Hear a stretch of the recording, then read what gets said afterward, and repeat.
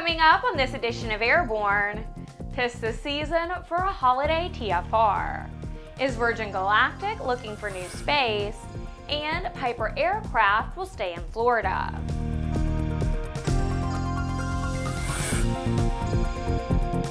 I'm Ashley Hale. Welcome to Airborne on Aero-TV.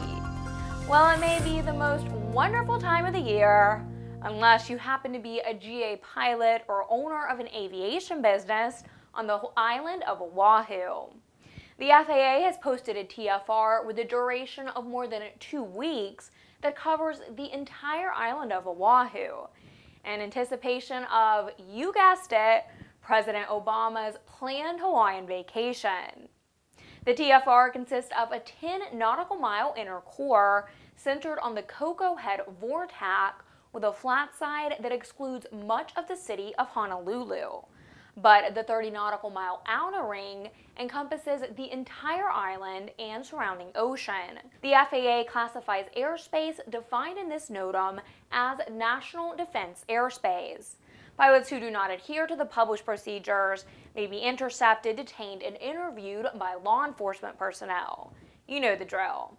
Operators need to be aware that any and/or all operations may be canceled with little or no advance notice. Pilots on Oahu are advised to carefully check NOTAMs before beginning any flight over the holidays. With Spaceport America nearly complete, but also nearly empty in the New Mexico desert, Virgin Galactic is asking lawmakers in the state to pass new liability exemption laws for its suppliers, or risk losing the company to another state. And Virgin Galactic does have other options, such as facilities in Texas and Florida, which are aggressively courting the commercial space sector. Spaceport America was built from the ground up on spec as a place for Virgin Galactic to launch tourists on suborbital flights, and it was expected to become an attraction unto itself, drawing as many as 2,000 tourists a year just to see it, along with many high-paying jobs.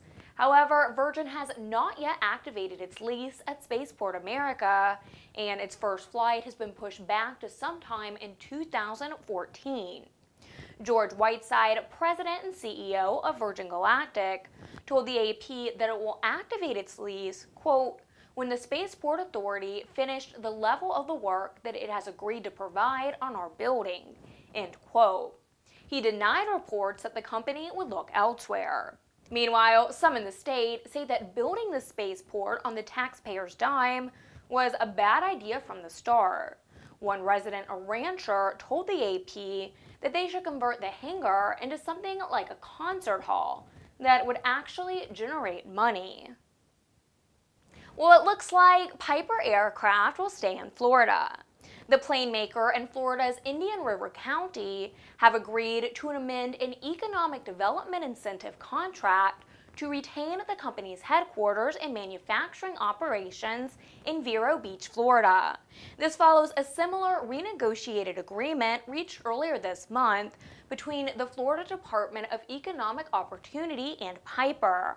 Under the agreement, the county will allow Piper to retain half of $4 million in county economic development incentives already awarded to the company, and Piper will be permitted to keep the remaining $2 million in incentives if it meets certain future employment obligations.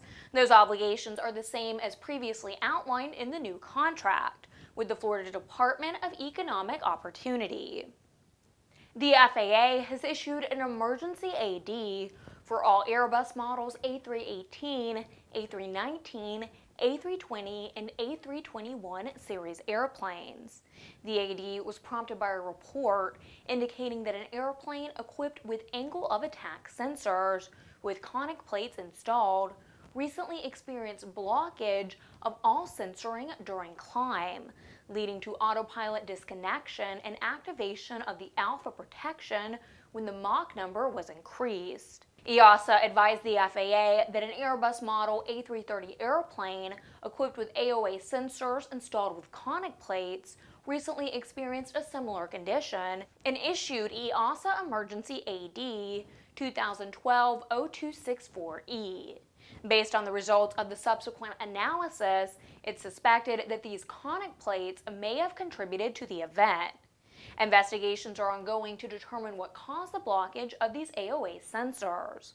Blockage of 2 or 3 AOA sensors at the same angle may cause the alpha protection to order a pitch down of the airplane that the flight crew may not be able to counteract with a side stick deflection, even in full backward position.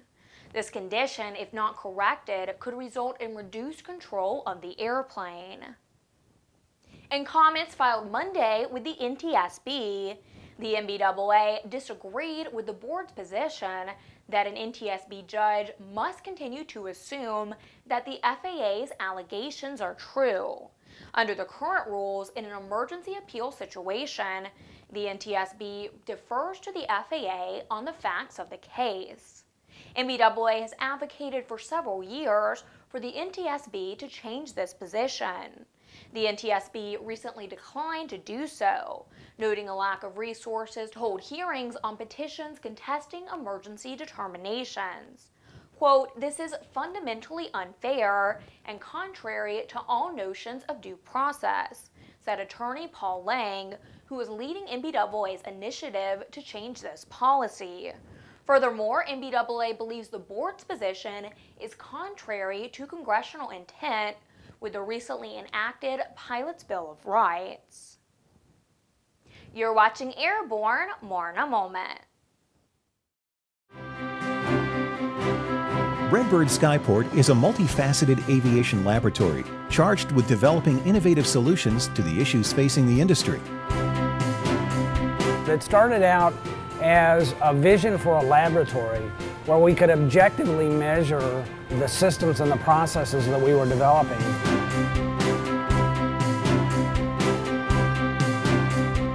Being able to put some objective measures behind the anecdotal evidence that we have about the value of motion and the application of this technology is very, very important, because until we can objectively measure it and play that data back, we can't design training systems that make the best use of it.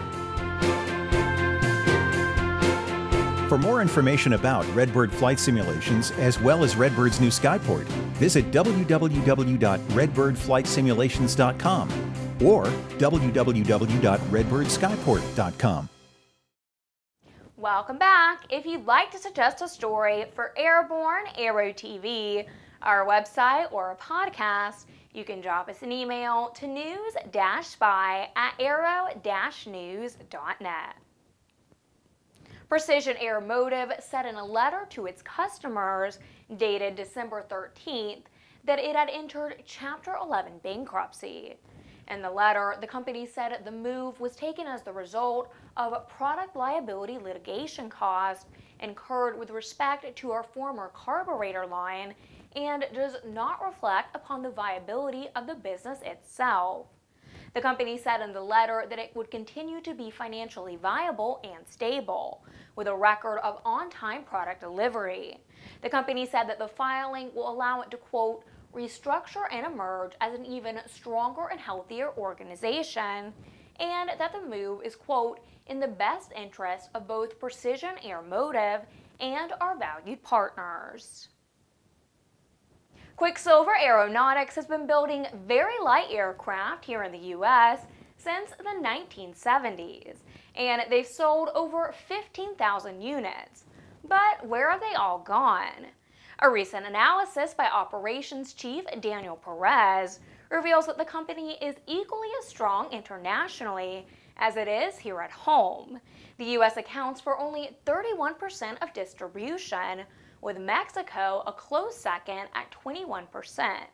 So the two account for just over half of all deliveries. Exports to Canada, however, accounts for only a few dozen aircraft. Quicksilver says this may be because Canada has several entries of its own in the very light aircraft class. That means the balance, just less than half of all sales, are overseas. The South American countries of Peru, Colombia, and Venezuela account for 14%. Japan, China, and Taiwan account for 19%, and likely more in the future with the growing Chinese market. In all, Quicksilver has sold aircraft in more than 100 countries worldwide. Will Escuda and Daniel Perez purchased Quicksilver Aeronautics LLC in the spring of 2012 and are continuing to operate the enterprise from Temecula, California. Unfortunately, they say it is impossible to know how many of the 15,000 aircraft delivered are still flying today. The pilots of United and Continental, represented by the Airline Pilots Association International, have approved a joint collective bargaining agreement with United Continental Holdings Incorporated. Of the 10,193 eligible pilots, 97.66% participated in the ratification vote. 67% approved the agreement. This agreement brings both pilot groups together, working under a single contract. It will begin to be implemented immediately and will provide gains in compensation, work rules, job protections, and retirements and benefits for the pilots. Time for this week's commentary we call Barnstorming from ANN's own Jim Campbell, who amazingly today reminds us a bit of another jolly old soul with white hair and a beard. Okay, not quite sure what to make of that intro, but for the moment we'll wing it. And Ashley, you and I need to have a talk. Folks, all I really want to do right now is tell you in no uncertain terms, happy holidays. It's been a tough year. You and I have gone through some amazing adventures together and some not so amazing adventures together. This is the year that ANN took on some of its greatest battles and has been fighting one in particular that's really been troubling us. We're going to share some of the issues we have with that with you early next year because it's time to put a rest to it. Something horrible has happened to the world of aviation and the world of journalism when certain characters seem to think that they can exert their will over others no matter what, and especially when it's against the best interests of us all. But let's look at the bright side of things. We survived. We got through it all. We got through the administration's continuing neglect of aviation. We got through a tough economy. We got through a number of other issues.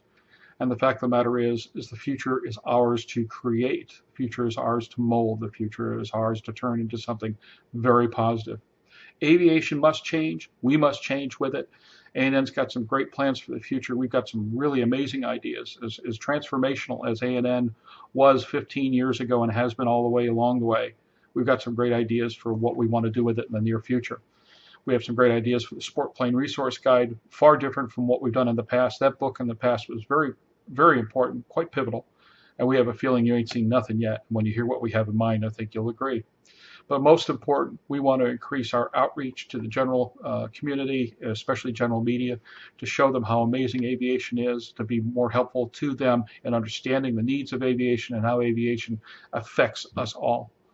We really want to work so hard on building a positive attitude within aviation so that the transformational change we've been speaking about for the last couple of years becomes a cultural emphasis within the aviation community. We can be different. We can be better. The future that we want will be different, but it can be positive, and more important, it can be something we can pass on to our kids and everybody we care about. That the aviation that we love can have a bright, cheerful, positive, and amazing future. And that's what I'll leave you with as we celebrate the holidays. ANN's going to take a little bit of a break. We're going to be on a half schedule next week. There will be one Airborne on Friday, right after Christmas, another one Friday right after New Year's. After that, we're on a regular schedule again. In the meantime, we wish you nothing but the best, and our deepest thanks to all of you for the privilege and the honor of serving you this past year, and our promise that you ain't seen nothing yet for 2013. Happy holidays, folks. We'll get comprehensive, real-time, 24/7 coverage of the latest aviation and aerospace stories anytime at aero-news.net. Remember, Airborne is streamed twice weekly and is always online. Well, normally that's true, but next week the ANN family will be celebrating the holidays, just as we know you and your family will. So let me take the opportunity to wish you all a very Merry Christmas on behalf of all of us here at ANN. And we will return with a post-Christmas Airborne report next Friday. I'm Ashley Hale. Thanks for watching.